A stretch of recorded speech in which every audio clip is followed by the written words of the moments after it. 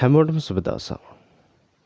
අපි මේ වීඩියෝ එකෙන් බලන්න යනවා ඕගොල්ලොන්ගේ කණ්ඩායමේ පවත්වා අවසන් කළ රැස්වීම් වල සාරාංශය කොහොමද බලන්න කියලත් මෑතකදී පවත්වා අවසන් කරපු අන්තිම රැස්වීම සාරාංශය සහ නැවත මොන හරි ඕගොල්ලොන්ට දෝෂයක් හම්බුනොත් කොහොමද විවෘත කරලා ඒකේ තොරතුරු වෙනස් කරන්න කියලත් මේ වීඩියෝ එකෙන් බලන්න යනවා.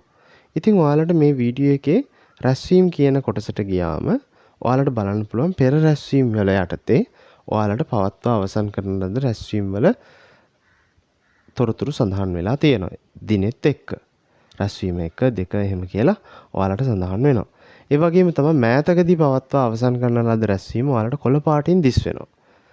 ඔයාලට ඊට කලින් පවත්වන ලද රැස්වීම අංක 10 ඔයාලට බලන්න පුළුවන්.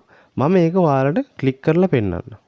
මෙතනදී ඔයාලට බලන්න පුළුවන් වෙන්නේ රැස්වීමේ සාරාංශයක් විතරයි. ඔයාලා මේකේ උදාහරණයක් වශයෙන් පැමිණීමට ගිහිම ගියොත් ඔයාලට ඒකේ තොරතුරු කිසිවක් වෙනස් කරන්න බෑ. ඒ වගේම තමයි ඔයාලා මේකේ ඉතුරුම් වලට ගිහිල්ලා ඔයාලට බලන්න පුළුවන් වෙන්නේ සාරාංශයක් විතරයි. ඔයාලට කිසිම දෙයක් ඒකේ වෙනස් කරන්න බෑ. ඉතින් අපි නැවතත් කතිර ලකුණ ඔබලා යනවා.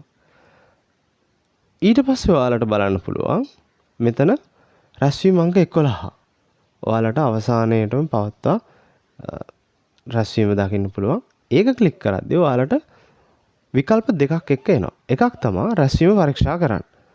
අනිත් එක තමයි රැස්වීම නැවත විවෘත කරන්න. ඕගොල්ලෝ රැස්වීම නැවත විවෘත කරන්න ඕනේ ඔයාලට මොනවා හරි දෝෂයක් හමු වුණොත් විතරයි. නැත්නම් අන්තිම රැස්වීම ඔයාලට බලන්න ඕනේ නම් ඒක ඔයාලා නිකන් පරීක්ෂා කිරීම දුන්නට කමක් නැහැ.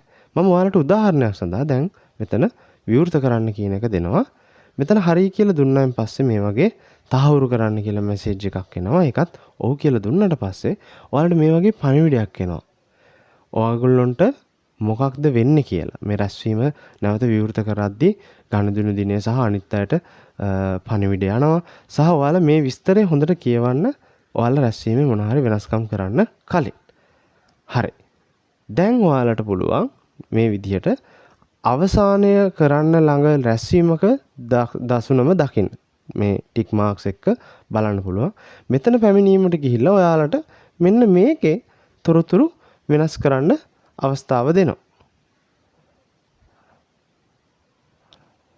හරි.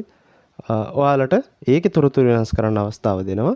ඒ වගේම තමයි ඉතුරුම් වලත් ඔයාලගේ මේ විදිහට ගිහිල්ලා තොරතුරු වෙනස් කරන්න ඔයාලට පුළුවන්. අපි උදාහරණයක් වශයෙන් මේ පුද්ගලයාව ගමු, කුමාර්ව ගමු.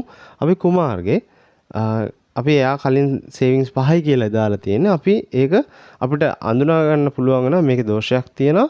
අපි මේක එයා 4ක් විතරයි දාලා තියෙන්නේ. එතකොට එයා ඒ වගේ ගිහිල්ලා වෙනස් කරාට පස්සේ ඔයාලට මේක අවසන් කිරීමට දෙන්න පුළුවන්. ඊට පස්සේ සමස්තයක් වශයෙන් මේක අවසන් කියන එක දෙන්න පුළුවන්. ඊට පස්සේ ඔයාලට රැස්වීම අවසන් කරන්න මෙතන අවසන් කිරීමේ සාරාංශයට ගිහිල්ලා ඔයාලට නැවත ඕගොල්ලෝ සාමාන්‍ය පරිදි රැස්වීමක් අවසන් කරනවා වගේ ඔයාලට අවසන් කිරීමේ සාරාංශය ගිහිල්ලා ඔයාලට මෙතන රැස්වීමට අත්සන දාන්න දෙනවා. මම උදාහරණයක් වශයෙන් ඔයාලට මෙතන වෙනස් කරන්නම්. මෙන්න මේ විදිහට අස්සනක් දානවා, අවසන් දෙනවා. ඊට පස්සේ ඔයාලට මෙතන අවසන් කරලා අන්තර්ජාලීය සුරක්ෂිත රැස්වීම අවසන් කරන්න කියන එක දෙනවා. ඔව් කියලා දෙනවා. ඊට පස්සේ දැන් තියෙන්නේ රැස්වීම අන්තර්ජාලීය සුරක්ෂිත කරන එක. මේ විදිහට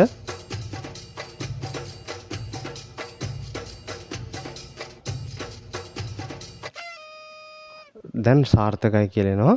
ඔයගොල්ලෝ කලින් රැස්වීම විවෘත කරලා ඒකේ දෝෂය निराකරණය කරලා දැන් අවසන් කරලා ඉවරයි.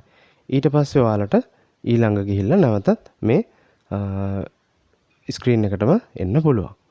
එහෙනම් හැමෝටම ස්තුතියි.